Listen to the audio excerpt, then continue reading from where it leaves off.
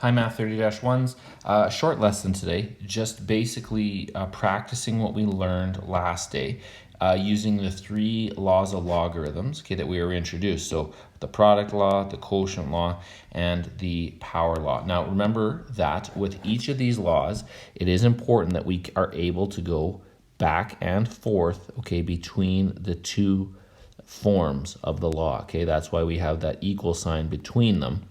Okay, meaning they are equivalent and we can go in either direction. Okay, they can give us the right hand side and we're asked to turn it into the left hand side or vice versa, okay, for all of those laws. So please make sure we are familiar with them and how to separate and combine the expressions.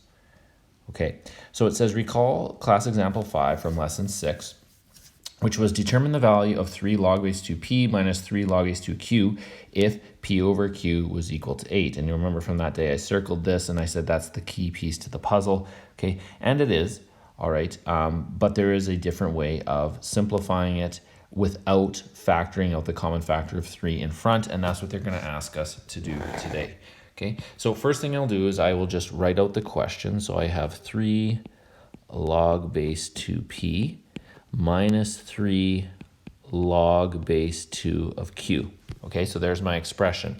So now what I can do, based on what I learned yesterday's lesson with the power law, is I can take the 3's that are in front and instead of factoring them out, I'm going to make them exponents that are attached to the arguments. So it'll look like this. Log base 2 of p cubed minus log base 2 of q cubed. Okay, and again, that's just the power law. Okay, the numbers that are in front of the log expressions, okay, become the exponents attached to the arguments. Okay, so that's all I did in the first step.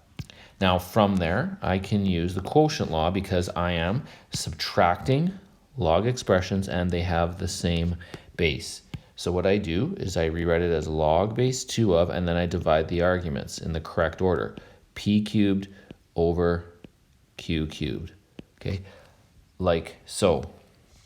From there, okay, what I can do is the following. I can go log base 2 of, now it is p cubed over q cubed, which is the same as writing p over q all cubed, okay, and that's important because that p over q, which is on the inside, okay, from the beginning of the question, we know has a value of 8. So it's log base 2 of 8 and then cubed, like so. Okay, I just replaced p over q with 8. Okay, now what I can do again is I can bring this 3 back down in front. So 3 log base 2 of 8.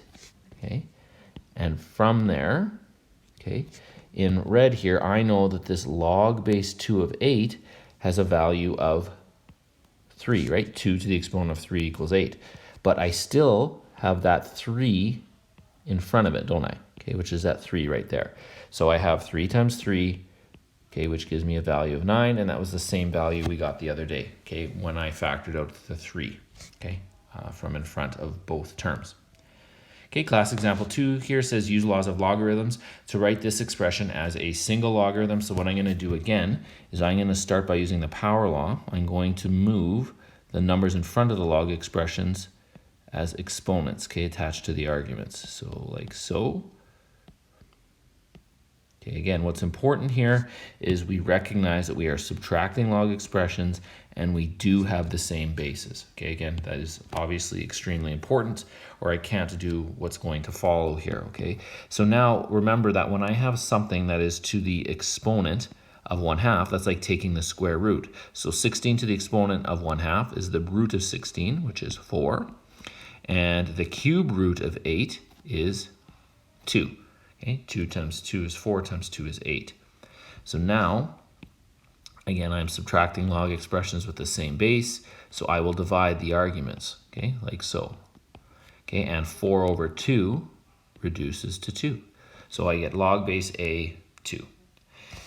Now, just like the other day, now they want me to evaluate this log expression if a is equal to 32. So I have log base a of 32. So I replace a with, oh, sorry, that was log base a of 2. Okay, and now I replace, okay, a with 32. So I have this. I'm trying to evaluate that log expression.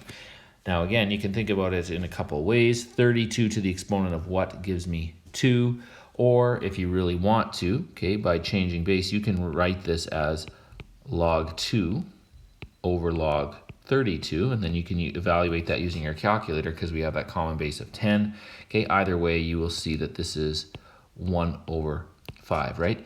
And if you look back at the question now, okay, it makes sense because if I took 32 to the exponent of 1 over 5, which is like taking the fifth root of 32, okay, that does in fact equal 2, okay? So again, if you had the foresight to see that, that's great. If not, then do what I just did there. Go log 2 over log 32, because it's base 10, use your calculator, and you will get 1 over 5, okay? Evaluate the following without the use of a calculator. So in either way here, there's two ways to do this question, okay? A lot of these questions, there's more than one way. But if I take a look at A, okay, I can either take this 3 and put it up here as an exponent, okay? Or I could also take the 3 here and move it down in front, okay? Doesn't matter, okay? You will get the same answer both ways. But let's say I do the first method. I'm going to go, I can go log of x cubed minus log of x cubed, okay? Well, if I have log x cubed minus log x cubed, it's anything or something minus itself, right?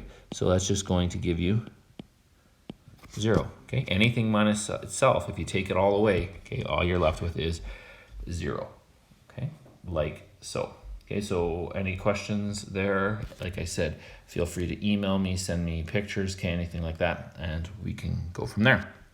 In the next example here, what I will do is I'll start by going like this. I'm going to take that 2 that is in front, okay, and I'm going to make it an exponent up top there, and I'm going to do the same thing with the second term. Take the 2 there, okay, and make it an exponent attached to the argument there.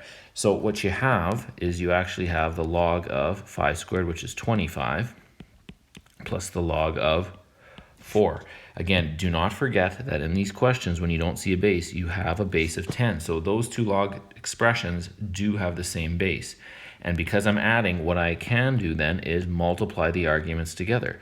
So this would be log of, and then if you want to write this step out, that's great. You do not have to, but that will end up being the log of 100, okay? And again, we do have a base 10 here.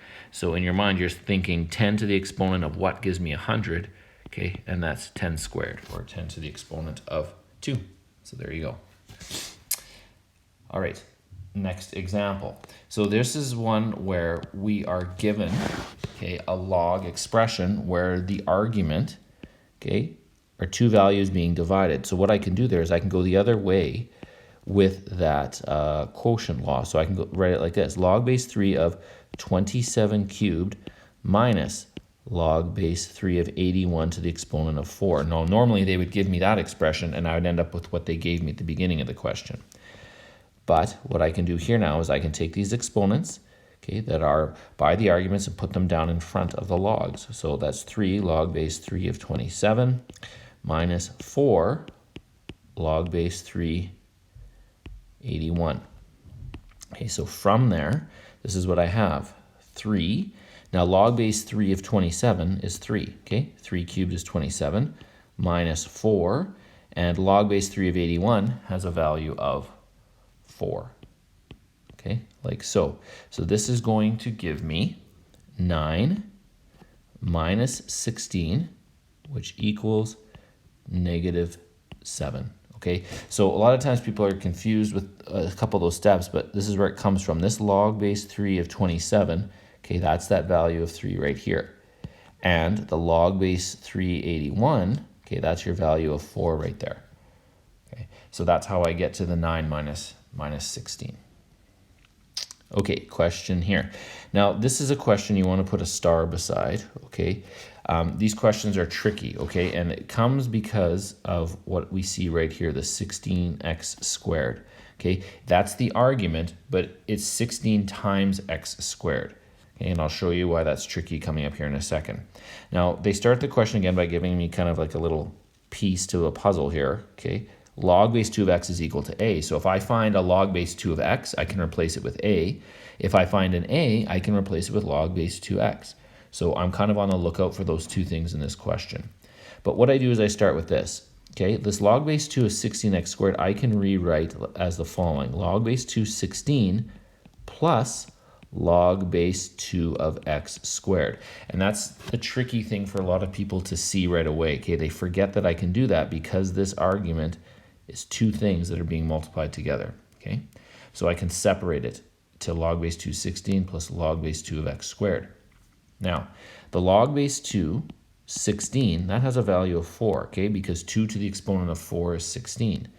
Plus, what I can do here is bring this exponent down in front, 2 log base 2 of x, and then there is your log base 2 of x that they gave me in the write-up of the question. So I will replace that with just an a. Okay, that's what log base 2 of x is, right? It's a. So again, a little simplification here. Remove the brackets around that a. You just get 4 plus 2a. Okay, there's your simplified expression. Okay. Now, last question for today. Okay, see, I told you, pretty short, but there is some homework attached with it, so make sure you're trying it and getting a hold of me if you have any issues. Okay. So when I take a look at this question, okay, first thing I notice is that there's just a bunch of addition and subtraction, which is good. Okay, add, subtract, and add. And all of the log expressions there do have the same base. You don't see a base, but it's obviously going to be likely 10. Okay, but that's a good sign. They all have the same base, whatever it is. So I can combine the arguments together by either multiplying or dividing, depending on whether I'm adding or subtracting the terms together. So what I will do is I'm going to reorder them. Okay, I'm going to put them in a different order. I'm going to put all the positive or adding together. So I'm going to go log of b plus log d. Okay, that doesn't change, but then I'm going to go plus 1/2 log a, and then I will go minus the 5 log e minus log of a squared. Now I don't have to do that, but it just makes the calculating a little bit easier. Okay, and I'll show you why right now. What I can do is I can deal with these three together right now, okay, because I am adding, right? Adding and adding, so I'm going to multiply all of the arguments together. So when I do that, this is going to be the log of a to the 1/2 b d. Now you might say, well, where does that a to the 1/2 come from? Okay, remember that comes from here. I just take the number in front of the log, okay, and move it up here so that it's an exponent. So it becomes log a to the 1/2. Now from there, what I'm going to be doing is, okay, there is this subtraction sign. So now I have the minus, okay, the other two terms that are brought together, which is this and this, okay? But instead of going minus and minus, what I can do is the following, and I've done this in previous examples, is put brackets around that and then basically bring these together by adding them. Okay, it'll give me the same calculation in the end. You don't have to do that. You can divide them one at a time, but it's just a little bit longer. Okay, so what I like to do is go like this. Inside the brackets here, okay, minus, this is going to be, okay, this is going to be log of a squared and e to the exponent of 5. Okay, and again, that e to the exponent of 5 comes from me taking the 5 here and moving it up to be an exponent, okay, by the argument. Okay, so now the two expressions I have left, I am subtracting them. Okay, so I'm going to divide the arguments. So it becomes log of, I have a to the 1/2 bd, divide the arguments, divide by a squared e to the 5th. Okay, and that's what I have there. Now, the only thing I can do at this point, if possible, is simplify the argument. And the only thing I can simplify here is this a to the 1/2 being divided by a squared. So hopefully you remember that when I'm dividing powers that have the same base, I subtract the exponents. So you're going to have to go 1/2 minus 2. So that becomes equivalent to 1/2 minus 4/2.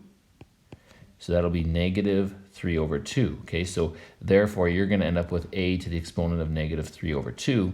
And since that exponent's negative, I'm going to move it to the denominator. So when I go back here and rewrite this, it's going to be log of b over d. And now in the denominator, I have a to the exponent of 3 over 2 and e to the 5th. Okay, and there you go. Okay, that's the end of that